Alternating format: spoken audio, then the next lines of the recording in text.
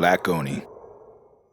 What's up, tubes? Here's another episode of J Blaze Online. I'm your host, JBlaze06, and today I'm going to give you a top 5 list of ways Sony can still f this up.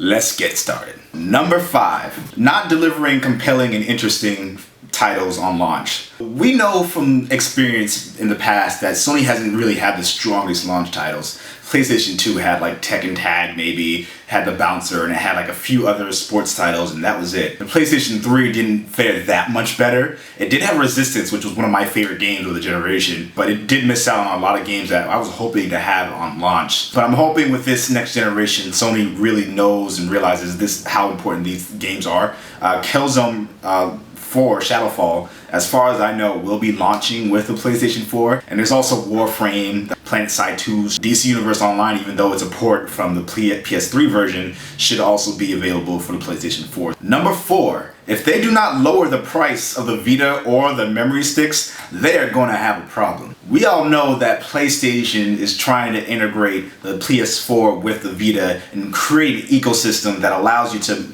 really take advantage of what both of those pieces of hardware are able to do. My biggest complaint about the Vita as it stands now is the hassle of those memory sticks. It's such a pain in the ass. It costs so much more to just get a memory stick than it does for a lot of other things. Like, yeah, I think the Vita is a really compelling piece of hardware. It's just a matter of allowing that barrier of entry to lower itself so that people can get a chance to get their hands on it. The third biggest way they can f this up is if they don't deliver on their promise to invest in dedicated servers in their online infrastructure. I've been an advocate for PlayStation online gaming for a long time. It's been free and readily available for anyone who has a steady broadband connection. You don't have to pay in order to play. With the PS4, you will have to pay in order to play most of the online games. But from what I'm seeing and hearing from PlayStation, we don't have any proof of this as of now. They are looking to implement better ways for us to play online. They're looking to increase their dedicated servers. They're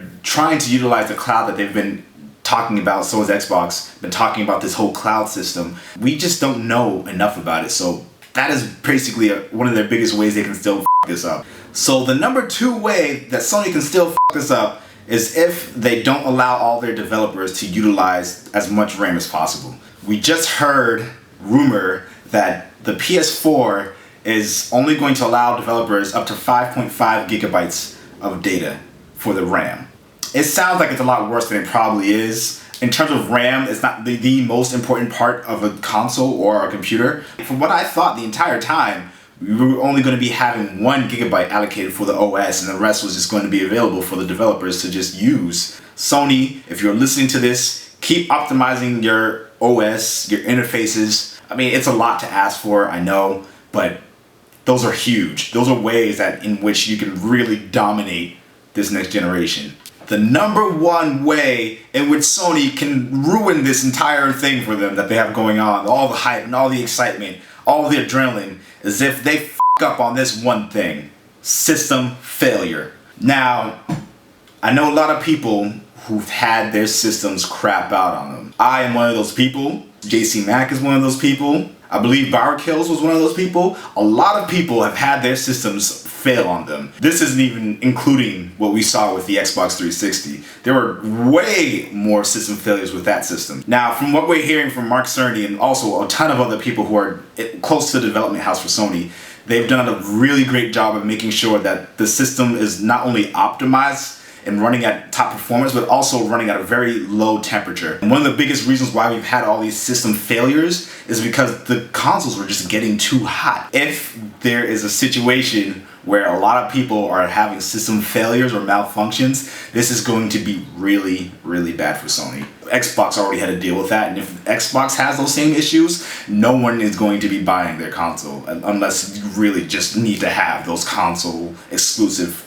titles on Xbox. So yeah, those were my top 5 ways in which Sony can completely ruin what they have going for them. I hope you guys like what you saw today. If you did, press the like button, subscribe, and check out all the other content I have on my channel and on the way. As always, I'll catch you guys later. Game on, J Blaze out.